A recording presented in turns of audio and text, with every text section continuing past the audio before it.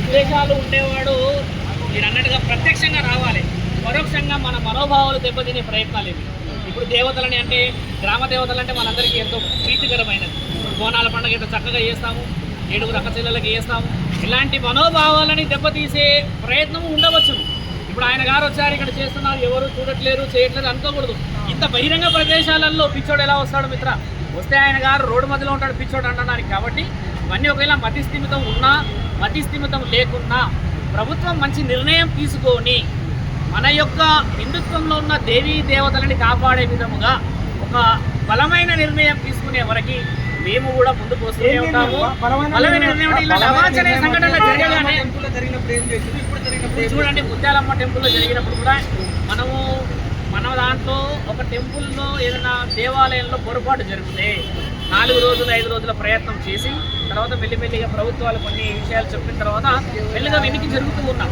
ఎవడేంటంటే మన శాంతియుతకు నిదర్శనం అది. కానీ ప్రతిసారి ఇలాంటిదే జరగనీయకుండా ఉండడానికి మీరు తర్వాత కూడా ఎవరు పోరాడే వాళ్ళు లేరు కదా. తర్వాత దాన్ని పెద్ద మనుషులు అందరు, ఇప్పుడు లోకల్లో కమిటీ మెంబర్స్ అన్నారు ఈ యువతులు, తర్వాత కొంతమంది పెద్ద వ్యక్తులు అందరూ కలిసి కొన్ని కాగితాల రూపంలో కొన్ని హక్కులు తెచ్చుకోవడమే ముఖ్యమైనది.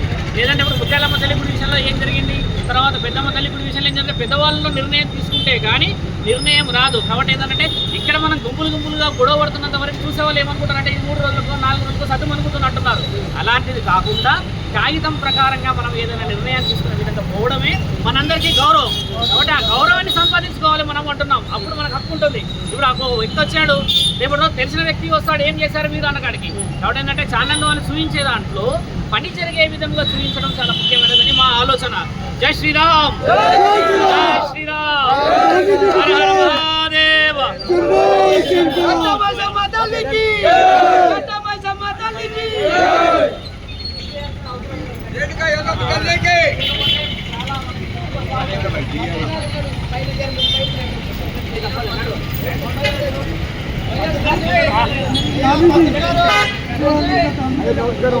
हिंदू धर्म कापाड़ना अय्या हिंदू धर्म कापाड़ना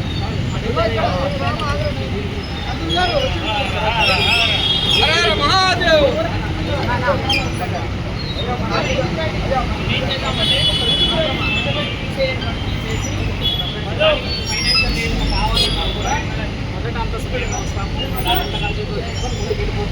ఇది మనం దెబ్బకొట్టుకుంటూ ఉంటుంది. లేకపోతే ప్రతిసారి అదే గుర్తుకొచ్చి మన మనోభావాలు దెబ్బతింటూ ఉంటాయి. ఆలోచించండి. ఒక ఆలోచన పురోహితుడు గారితో మాట్లాడేది కూడా యావత్ తెలంగాణ ప్రజలందరికీ తెలియాల్సింది ఏంటంటే, ఎక్కడైతే అశుద్ధం జరిగిందో ఆ రాయిని తీసేసి కొత్త రాయిని కట్టడం ద్వారా ఆ రాయిని చూస్తున్నప్పుడల్లా మన మనోభావాలు దెబ్బతినే విధంగా ఇలాగ జరిగింది అని చెప్పేసి ప్రతి భక్తుడికి ఒక బాధలాగా అనిపిస్తుంది. ఎందుకంటే ఇది సోషలైజేషన్ అయిపోయింది. ఫేస్బుక్లు, ఇన్స్టాగ్రామ్లు అన్నింటిలో పెద్ద సోషల్ అయిపోయింది. కాబట్టి పురోహితుడి గారికి మాటిస్తున్నాము, ఆ రాయిని తొందరలో అంటే ఈ 3-4 రోజులు కొంచెం షెడ్యూల్ పండుగ రూపంలో ఉండడం వల్ల మనం అందరం కలిసి ఒకరోజు మంచి ఆలోచన చేసి అక్కడ ఒక చిన్న స్తూపం అంటే శిలా స్తూపం రాయాలి. ఏ విధంగా అంటే గతంలో ఇలా జరగడం చేత పునర్ప్రారంభం అనే విషయమో లేకపోతే పునర్ప్రతిష్టాపన ప్రారంభమో లేకపోతే ఆ రాయిని మార్చామనే ఆలోచన చేయడం ద్వారా మన మనసులు మొదట కడగబడతాయి. లేదంటే ఒక కల్మషం లాగా మనసులో ఏదో తెలియని కలతలాగా అనిపిస్తుంది. కాబట్టి ఒక సాధువులాగా నిర్ణయం తీసాము. చాలా మందికి కూడా ఈ విషయం తెలియాలి. అందరూ ముందు అది పెద్ద డబ్బులతో నాకు తెలిసిన 1000లకు సంబంధించిన పనే కానీ లక్షలు కాదు. చిన్న రాయిలే కాబట్టి అడ్డు నైవేద్యం పెట్టట్లేదు ఖచ్చితంగా పెడతారు. ఎందుకంటే సాగలు వస్తారు అక్కడ. ఇప్పుడు నువ్వు నేను నుంచున్న దగ్గర సాగలు వస్తారు ఇక్కడ. ఎందుకంటే ఇది రోడ్డు కట్టమైసమ్మ అంటే నీటిని వాగుని ఆపేది. ఒకప్పుడు ఇదంతా చెరువు కదా. మేము గ్రామాన్ని కాపాడే దేవతకి కట్టమైసం అంటే కట్ట.